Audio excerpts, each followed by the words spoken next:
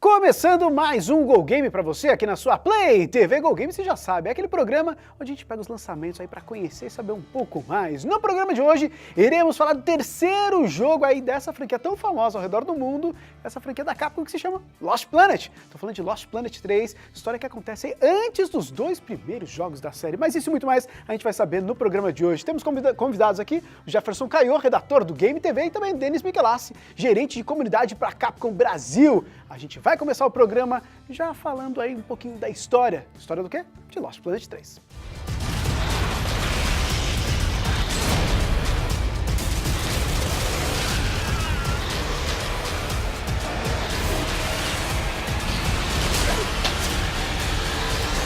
Aí a história, que na verdade é um prelúdio dos dois primeiros jogos. A gente tem aí um novo protagonista, a gente tem o comecinho dessa exploração e habitação humana nesse planeta gelado, digamos assim. Denis, já fala pra gente um pouquinho dessa história do jogo novo. Pois sim. Bom, a história acompanha o personagem Jim Payton, né? Ele é um explorador e ele aceitou um contrato da Nevec, que é a New Venus Corporation, né, para fazer explorações e descobrir a respeito dos recursos do planeta, né? Então, já comparando o Jim, assim, em relação a ter um novo protagonista, ele foge daquele estereótipo que a gente tinha no passado, que era de um soldado, de um guerreiro, de qualquer coisa parecida. Ele é um cara comum, praticamente um explorador, né? Exatamente. Era exatamente isso que eu ia comentar. Ele é mais humanizado, né? A gente sente mais próximo do personagem nessa versão do jogo. E o que você achou disso, hein, Jefferson? Assim, você tem um Jim totalmente diferente, assim, um cara mais humanizado, um cara que foi lá pra explorar, e aí acaba encontrando os Acrids, acaba encontrando toda aquela situação. Eu achei legal, ele é aquele estereótipo do cara que vai trabalhar fora, como se fosse, quando eu tava jogando eu até comparei assim com o Dekasegi, o cara que vai pro Japão trabalhar e no caso dele ele vai para outro planeta trabalhar, é quase isso, e ele vez ou outra fica mandando mensagem em vídeo para a esposa que ficou na Terra e eles ficam conversando. Então, entre uma passagem do jogo e outra, a gente acompanha esse relacionamento deles e da época que ele chega até determinado momento do jogo já tinham se passado 6 meses, o cara já tá bem acostumado lá, mas ao mesmo tempo sentindo uma puta saudade de voltar para casa, para rever a esposa, o filho que tinha acabado de nascer. E esse desenvolvimento do personagem, além da própria história, da narrativa nova que o jogo propõe, é o que diferencia ele, assim, sumariamente em relação aos outros jogos, né? Sim, em relação ao terceiro, o fator, acho que talvez bem interessante para quem ainda não jogou a franquia, é que é o começo da história. Então, supostamente, você tem ali o começo dessa história, e para quem não jogou, vamos falar um pouquinho mais dessa história. Que planeta é esse que eles chegaram? Quem são esses seres que o Jim acaba encontrando nesse planeta? Sem dúvida. O planeta que ele vai chama EDN3, né? E ele é um planeta completamente gelado, e o objetivo da Nevec lá é explorar recursos, porque os recursos na Terra estão acabando. Eles estão com uma crise de combustível. E o Jim, ele se aproveita dessa situação para ir para lá, para tirar uma grana e basicamente sustentar a família.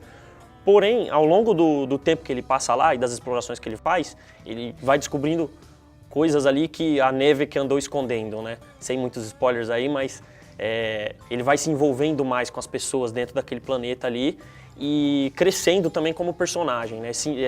Ele realmente cria elos com os outros personagens dentro do jogo. E em relação a isso, a gente tá falando aqui essa questão de ele ser um cara mais humanizado, essa questão de estar lá e às vezes você acabou de falar mesmo, que essa coisa de até visualizar um Jim meio parecido com os Dekasegs que vão viajando pro Japão, ele no caso viajando para outro planeta. Como fica essa imersão dentro do jogo? Ela é legal, por diversos momentos assim você precisa navegar, andar pelo planeta, e você precisa andar na sua mecanotriz, que é o seu robô, né? E dentro do robô você pode escutar a música, você pode olhar vários detalhezinhos que tem fazendo referência à família dele, às coisas pessoais, assim. A questão do roteiro ser passado, meio que você precisa estar no foco da história sempre, para as coisas desencadearem. Isso é muito legal, é bem diferente do que antes. Você tinha uma fase, você cumpria a fase, matava os inimigos e tal. Agora você tem toda essa narrativa diferente e ao mesmo tempo bem-vinda, porque a gente sabia a história do Lost Planet, mas bem picotadinha, mais ação, o foco era a ação. Agora você tem essa opção de poder conhecer melhor tudo dele e ao redor dele, assim. Ô, Denis, em relação a essa narrativa, Lost Planet era uma franquia famosa, aposto que sempre fica aquela expectativa de a gente receber algo novo, mas também sem deixar alguns elementos para trás da franquia, lógico que nem pode acontecer isso. E esse novo jeito de contar a história, o que você teria a dizer em relação a isso? Assim? Eu acho que, bom, como é óbvio, né, é um prequel, então ele é realmente o início de tudo e ele estabelece algumas coisas que realmente, como o Jeff comentou, deixam um pouco de dúvida, assim, né, no quesito história dos jogos anteriores. Quem são os caras da Nevek, quem são os que eles chamam de Crimson Raiders, né, os piratas escarlates lá, né, quais são as origens deles e, inclusive, tem algumas ligações súbitas e até mais diretas com o primeiro jogo mesmo, assim. Isso é bem interessante mesmo, mas ó, depois do intervalo a gente vai saber um pouco mais de jogabilidade, das novidades mesmo, relação gráfico, tudo isso e muito mais no próximo bloco aqui do Go Game.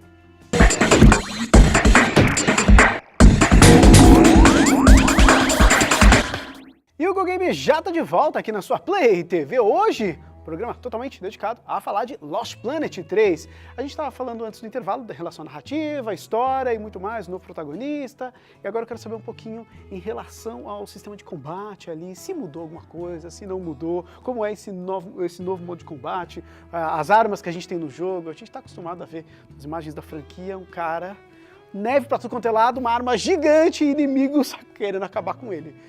Jogo novo. E aí, como ficou o sistema de combate, por exemplo? Aquela visão em terceira pessoa que a gente tinha do jogo tradicional, ela deu como se fosse um zoom, agora eles usam aquele meio over the shoulder, Resident 4, 5 pra frente. Que melhorou? Como você vê essa mudança assim? Eu gostei, ele dá mais aquele drama, sabe? Aumenta a sensação de você estar ali no lugar, os sustos são maiores, a câmera fica mais próxima, então para você enxergar todo o ambiente, você precisa virar realmente o personagem, não pode deixar simplesmente aberto e dar uma giradinha de câmera, você vê tudo, agora não, ele está bem mais fechadinho, você precisa olhar com cuidado tudo que vai aparecendo. Tem uma questão muito boa dessa mecânica nova que é o tal do cordão umbilical, que você, quando está perto da sua mecanotriz, você tem acesso a um HUD completo, com armas, munição, mapa da região, tudo. Só que, cara, invariavelmente você vai precisar se distanciar dela uma hora, vai ter que cavar uns buracos lá e passar por outras áreas mais desertas e tal, e você vai ficar longe. Quando você fica longe, você perde tudo isso. Você fica às escuras, você sozinho com a sua arma e seus pensamentos andando ali, e os Acreds tentando te acabar com você de qualquer jeito. Assim, isso é muito legal. A gente tá falando de armas, vamos explicar pra galera um pouquinho quais armas a gente tem, porque justamente pelo Jin ser um personagem, como a gente já disse, não ser um soldado, supostamente, ser um explorador, ele se colocou nessa situação, que armas ele tem e essa mecanotriz que faz toda a diferença na vida dele lá, né? Assim, isso até é um ponto importante na história, porque no começo do jogo, os caras que estão contratando o Jin, eles deixam bem claro, não, isso aqui é uma exploração. Ah, mas espera aí, a gente precisa de armas em alguns momentos, né? Então tem aquele cara lá que é o comerciante que ele fala, não, realmente, eu tô vendendo as armas aqui, que é pra gente poder se defender em determinadas situações. Então você tem um sistema de loja para ir comprando, e aí, como você disse, em relação aos jogos anteriores, tem uma grande variedade de armas, você começa com a pistolinha básica, aí você vai para shotgun, para metralhadora, lança-granadas e algumas armas mais potentes, inclusive protótipos de armas mais avançadas que você vê nos outros jogos, né? E falando um pouco do Rig também, o Rig ele é o robô que o Jin próprio construiu, né? E em EDN 3 ele toma esse robô como se fosse a casa dele. Então em muitos momentos do jogo você vai ver ele dentro do Rig, assim, dormindo, curtindo um rádio, uma televisão ali. E realmente você sente, eu acho que essa questão até que o Jeff mencionou do cordão umbilical, né? Você sente que é até necessário e meio intimista, assim, essa questão de você estar no rig. Tanto que quando você está pilotando ele, você joga em primeira pessoa, né? A jogabilidade muda totalmente E o estilo de combate dentro do robô também parece um pouco boxe, assim, né? Você tem que defender, né? Atacar com uma mão, segurar com o monstro, com o Acrid, né? No caso, com a garra e usar a furadeira. Isso é bem interessante, né? Porque dá uma nova perspectiva dentro da franquia, né? Sem dúvida, sem sombra de dúvida. E hoje em dia a galera fica preocupada muito com multiplayer. E o Lost Planet 3 traz também as opções pra galera poder jogar multiplayer. Quais são os modos de jogo, Denis, que estão inclusos no game? Bom, a gente tem um modo tradicional, mata-mata, né? O Deathmatch, né? Time contra time, cada um tem uma quantidade de vidas ali. O que perder as vidas primeiro, perdeu, o outro time é o vencedor. Tem um modo muito interessante, que é uma espécie de modo survival misturado com dominação de território. Que primeiro, cada um dos times de três jogadores cada time, tem que sobreviver a ondas de Acrids, né? Que, como a gente disse antes, são os monstros, né, nativos do planeta EDN3. E depois desse momento, passado esse momento, os jogadores já evoluíram um pouco, já conseguiram um armamento um pouco mais pesado, e aí o mapa abre para o combate entre os dois times, né? Então isso traz uma mecânica muito interessante. E além disso, o multiplayer é o único modo de jogo que traz as clássicas Vital Suits, que eram os robôs dos jogos anteriores, mas também com visão em primeira pessoa. E ao mesmo tempo isso não desequilibra o jogo, muito pelo contrário, ele adiciona um novo fator ali de variedade na jogabilidade. Os jogadores que estão a pé, se tiverem muita habilidade, eles conseguem derrubar o Vital Suit com o cara pilotando ali tranquilamente. Bom, o que deu pra perceber é que o jogo traz várias possibilidades, né? Assim, desde um modo multiplayer, esses modos multiplayers, mas também até na questão da personalização. Sim, o multiplayer tem um modo, essa questão de evolução do personagem e experiência adquirida a trocar por itens e coisa e tal, exclusivo.